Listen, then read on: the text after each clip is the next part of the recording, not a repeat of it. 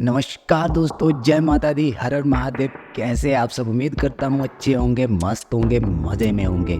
Guys, बहुत time के बाद मैं आज वीडियो लेके आया हूँ। आपको लग रहा होगा कि बंदा गाइस आ कहाँ से, इतने दिनों से कोई वीडियोस नहीं, लेकिन आपने शॉर्ट देखे होंगे तो आपको लगा होगा कि मैं छुट्टियों पे अपने घर यानी कि अपने गाँव कुल्लू डिस्ट्रिक्ट हिमाचल प्रदेश चला गया था। तो छुट्टियों से जाने के बाद हमने थोड़ा प्लान्स बनाए थे कि जब जाना है तो कहाँ जाना है। तो मैंने अपने दोस्तों को कहा था पहले आप मेरे घर पहुँचो, फिर उसके बाद आराम से सोचेंगे कहाँ जाना है गाड़ी में बैठते ही। तो हमारी इस वीडियो का नाम है हिमाचल डायरीज, एक यात्रा हिमाचल के कुल्लू दशहरे से लेके हिमाचल के पर्वतों तक यानी कि शिखरों तक। यहाँ पर इस यात्रा में आपको मिलेगा हिमाचल के मनमोहक इतिहास और पवित्र मंदिरों के दर्शन।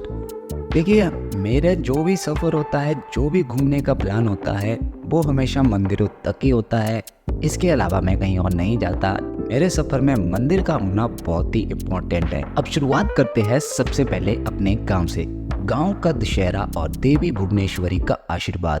गाइस, देवी भुवनेश्वरी जो कि मेरी कुल माता है, जिनका मैं पुजारी हूँ, और जो कि मेरी माँ है, जिसके बगैर मैं अपने कोई भी डिसीजन नहीं लेता, वो है मेरी माँ भुवनेश्वरी, मेरे गांव की माता, मेरे गांव का मंदिर। मेरे ये सफ़र की शुरुआत हुई अपने गांव से यानी कि वेखली, जो कि हिमाचल प्रदेश के कुल्लू डिस्ट्रिक्ट में पड़ता है, जहां मैं दशहरे के मौके पर पहुंचा था। यहाँ दशहरे का एक अपना ही रंग है। इस पर्व के पहले दिन देवी भुवनेश्वरी का रथ जो है अपने मंदिर से निकलता है, पूरे गांव में एक चक्कर लगता है और बीच में अपनी उपस्थिति का इशारा देती है, और फिर भगवान श्री राम जी की रथ यात्रा का आरंभ होता है। ये एक बहुत ही पवित्र और अनोखा अनुभव है उन लोगों के लिए जिन्हें ये नहीं पता, क्योंकि गाइस काफी लोगों को नहीं पता है कि दशहरे में जब रथ रोका जाता है, रुकता है 4 बजे तक का, जो वेट करते हैं और सारे लोग ऊपर देख रहे होते हैं मेरे गांव की तरफ। तो क्यों देखते हैं, या कुछ लोग तो वहाँ के जानते हैं कि माता का एक इशारा होगा तभी रथ जो है आगे खींचा जाता है, तो कुछ लोग नहीं जानते। तो इसलिए मुझे ये बताना पड़ रहा है कि जिन्हें जिन्हें ये नहीं पता मैं उन्हें बता रहा हूँ। तो गांव की ये परंपरा जिसमें देवी की शक्ति का प्रत्यक्ष आशीर्वाद मिलता है, सच में ही बहुत ही अलग आपको देखने को मिलेगा। तो जब हमारे गांव का वो मेला खत्म हुआ और दशहरा कुल्लू का स्टार्ट हुआ, तो फिर उसके अगले दिन जैसे ही मैं अपने बिस्तर से उठा तो मेरा मन किया जाने का पराशर लेक यानी कि पराशर ऋषि मंदिर, जो कि पड़ता है मंडी डिस्ट्रिक्ट के कटौला गाँव में। कटौला से सफर जाता है पराशर लेक की तरफ, एक रोड जाता है बैक साइड होके एक पहाड़ की तरफ, वो है पराशर ऋषि के मंदिर की तरफ। अगले दिन उठकर मैं वहीं चला गया। ये झील पराशर ऋषि से जुड़ी हुई है, जिन्होंने यहाँ तपस्या की थी। इस झील के बीच में आपको एक किला देखने को मिलेगा। उस किले पे बैठ के पराशर ऋषि जी जो है तपस्या करते थे, और ये किला मतलब घूमता ही रहता है, वो दिखता नहीं है किसी को, लेकिन कभी ये यहाँ होता है कभी वहाँ होता है। पराशर लेक का शांत और सेरेन माहौल मुझे अंदर तक सुकून देने वाला था। यहाँ ऋषि जी का प्राचीन मंदिर भी है, जो हिमाचल शिल्प कला का एक अनोखा नमूना भी है। तो यहाँ पे हमारी आत्माएं वास्तव में प्रकृति और धर्म से जुड़ती है। तो वैसे ही पराशर ऋषि का सफर पूरा करने के बाद फिर मैं घर पहुंचा और अगले दिन उठा तो मेरे दोस्त भी आए हुए थे। तो उन्होंने कहा कहाँ जाना है। मैंने कहा गाड़ी में बैठो और स्टीयरिंग घुमाओ मनाली की तरफ, वहां से डिसाइड करेंगे कि हम जाएंगे कहाँ। उसके बाद मेरा सफर मनाली से होकर सोलंग नाला तक गया, जहाँ पर अटन टनल के माध्यम से हम पहुंचे सिसु और उदयपुर एक होटल में हमने रूम लिया और वहां स्टे किया, क्योंकि लेट हो गए थे इसीलिए हम उस दिन त्रिलोकनाथ नहीं पहुंच पाए। लेकिन हम अगले दिन उठते ही वहां से त्रिलोकनाथ मंदिर की तरफ रवाना हुए, जो शिव भक्तों के लिए एक पवित्र स्थल है।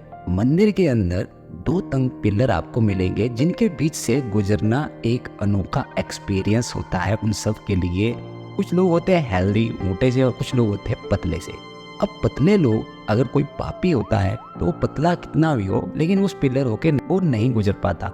लेकिन अगर कोई मोटा इंसान है यानी कि हेल्दी इंसान है, अगर वो मतलब अपने दिल का साफ है, तो वो आसानी से उस पिलर होके गुजर सकता है। तो मैंने सोचा चलो देखते हैं, मैंने भी कोई पाप तो नहीं किया है, मैं भी गुजर के देखता हूँ। पर देखने में ऐसा लग रहा था शायद मैं नहीं गुजर पाऊंगा, लेकिन मैं आसानी से गुजरा।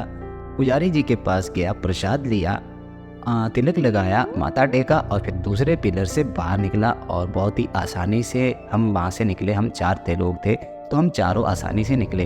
तो इससे ये साबित होता है कि हमने कोई पाप नहीं किया भाई। इस सफर में ऐसा लग रहा था जैसे हिमालयन अपनी शांति और महानता से मुझे अपने में समा रही है। यहाँ के जो बड़े बड़े पहाड़ है, जो मतलब ऐसे रोड है इतने सुंदर सुंदर, तो यहाँ आके बंदे का स्ट्रेस ऐसे ही खत्म हो जाता है। और जब इस सफर की शुरुआत हो रही थी, मैं सोच रहा था यार ये अच्छे दिन बहुत ही जल्दी गुजर जाते हैं, पता ही नहीं चलता दिन का भी और समय का कि कैसे वो जल्दी जल्दी निकल रहा है।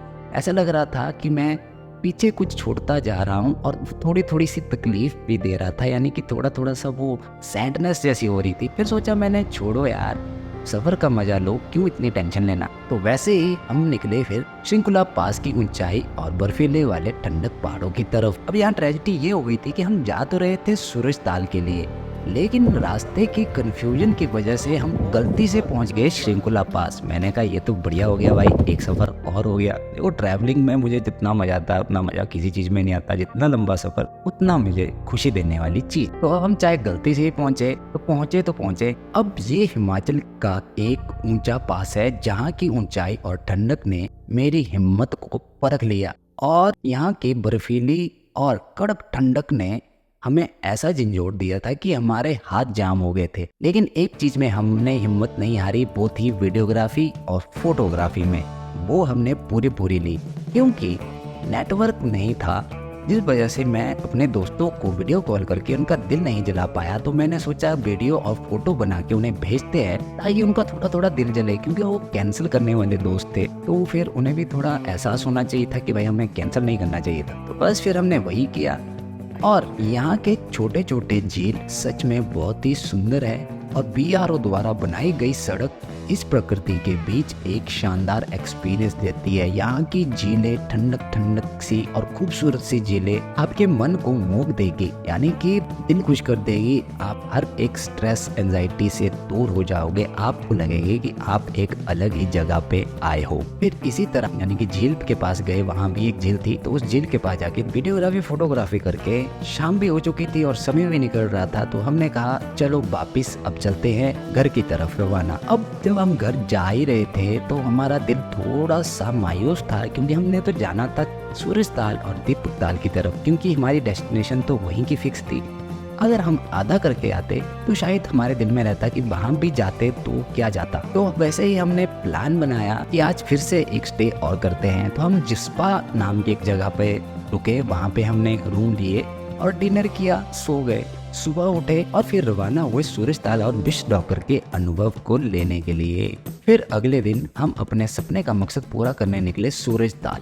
तो सूरज ताल का विश लॉकर यहाँ की एक खास बात है। लोग यहाँ अपनी विशेष के लिए कपल ताला लगाते हैं और लेक में चाबी फेंक देते हैं। ये ट्रेडिशन यहाँ के लोकल लोगों में अपना एक विश्वास है जो रिलेशनशिप में सफलता का आशीर्वाद देती है। तो पहले हम विश लॉकर के पास गए, फिर हम नीचे गए सूरज ताल की तरफ। तो वहाँ पे दो लोगों ने मना कर दिया आने से, क्योंकि उन्हें बहुत दूर लग रहा था। वो कह रहे थे कि नहीं हमें नहीं आना।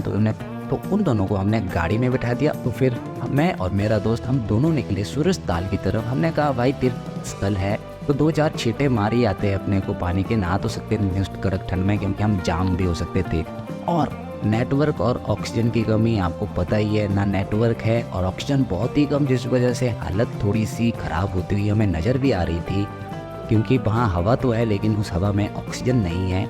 इसीलिए प्रिकॉशन यही है आप लोगों के लिए कि अगर आप साथ जाते हो पानी भर भर के पिए, मिनरल वाला वाटर और ऑक्सीजन वाला वाटर साथ में भर भर के ले जाएं, ताकि आपको वहाँ ऑक्सीजन की कमी होती है तो आप पानी पी के अपना गुजारा कर सकते हो, या तो फिर ग्लूकोज का पैकेट अपने साथ रख के फिर आपको कोई दिक्कत नहीं होती।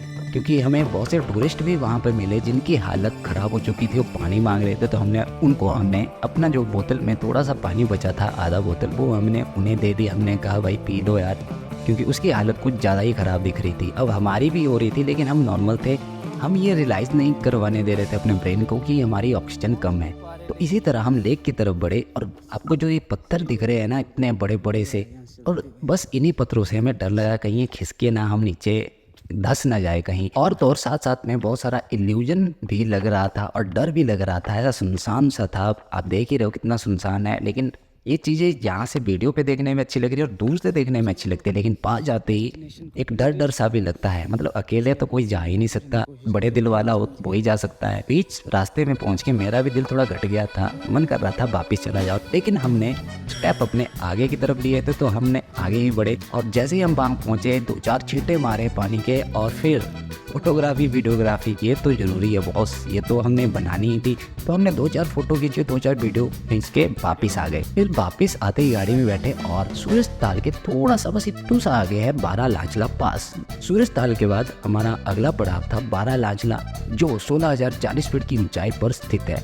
ये पास लद्दाख और लाहौल को जोड़ने वाला एक प्राचीन रूट है, जो सदियों से ट्रेडर और यात्रियों के लिए एक महत्वपूर्ण रास्ता है। यहाँ ऑक्सीजन की कमी होने से सफर थोड़ा मुश्किल होता है और सांस लेने में भी दिक्कत होती है।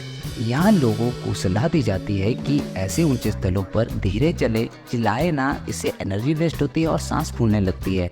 और डीपली सांस लेने का काम जरूर करें और डीप सांस लेते रहे, ताकि अगर आपको ऐसा कुछ महसूस हो रहा है या आपको ऐसा लग रहा है कि सांस में कुछ दबाव सा आ रहा है तो आप फिर डीप सांस लिया कीजिए, पानी खुल के पिया कीजिए और ग्लूकोज डी को थोड़ा थोड़ा खाते रहिए। उससे आपको ऑक्सीजन मिल जाएगी और आपकी तबीयत फिर खराब नहीं हो पाएगी। तो बस बारालांचला से हमने वापिस टर्न लिया घर की तरफ, क्योंकि हमारा सफर था यहीं तक का। फिर वापिस आकर हम एक और जगह रुके, जिंगजिंग bar, a sign of humanity. Bharat की एक और प्राचीन और खूबसूरत जगह है जिंगजिंग बार, जो साइन ऑफ ह्यूमैनिटी के नाम से भी जाना जाता है। यहाँ पर रुककर हमने मैगी और चाय खाई।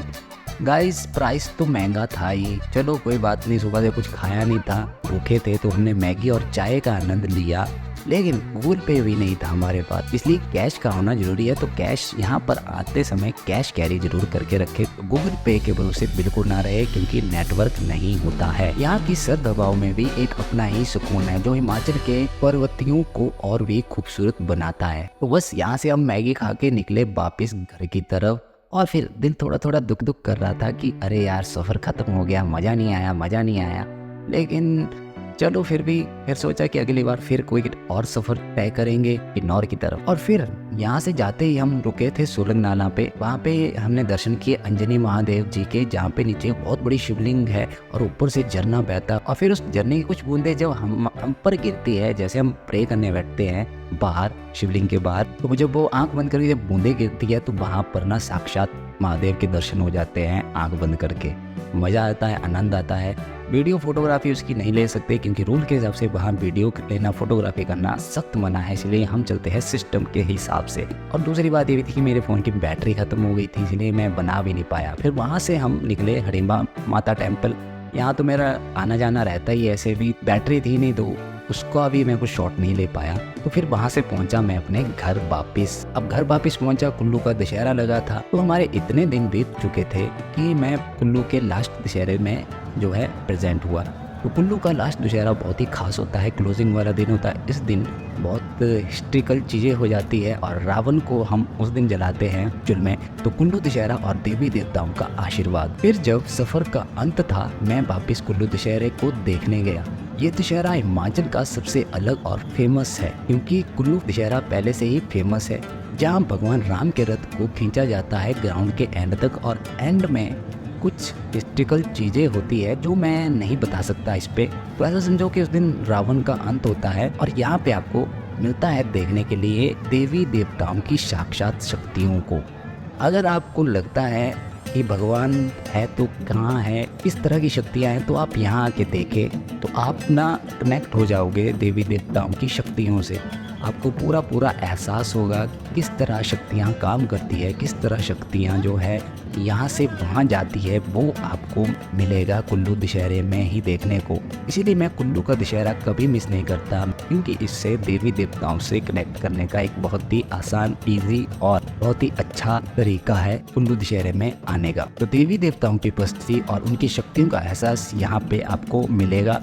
कुल्लू का ये दशहरा सच में अपनी परंपराओं और शक्तियों में जकड़ा हुआ है। फिर रावण का अंत होने के बाद राम भगवान जी चले आते हैं अपने घर की तरफ क्लोजिंग करने, तो वो निकल पड़ते हैं वापिस। तो हम भी वापिस जा ही रहे होते हैं, उतने मूड बनता है थोड़ा घूमने का, प्रोग्राम वगैरह देखने का, कल्चर प्रोग्राम भी वगैरह होते हैं, तो हम पूरा ग्राउंड में चक्कर लगाते हैं, घूमते हैं, अपना एंजॉय करते हैं और वापस घर जाते हैं। और घर जाके भाई साहब छुट्टी लेके आया हूँ तो काम भी घर में बहुत होगा, क्योंकि आजकल हमारा काम चला है घास काटने का गौ माता के लिए। तो मम्मी ने घास बहुत सारा काट के रखा था, मैंने उठाया, ढोया और घर तक पहुंचाया। बहुत काम था भाई, बहुत थका दिया उस चीज़ ने। तो इसी तरह मेरी छुट्टियां हो गई ख़त्म और मैं पहुंचा वापस दिल्ली जॉब पर। वीडियो को लाइक जरूर करें, शेयर करें, कमेंट करें और सब्सक्राइब कर दिया करो यार। आपको ब्लॉग मिलेगी, प्रोडिक्शन मिलेगी देखने में, और फिर अब अपने काम में फोकस करना है, फिर से आपका थोड़ा ध्यान भी रखना है। तो मिलते हैं अब अगले किसी नए टॉपिक के साथ। तब तक के लिए जय माता दी, हर हर महादेव, खुश रहे, मस्त रहे, व्यस्त रहे, धन्यवाद।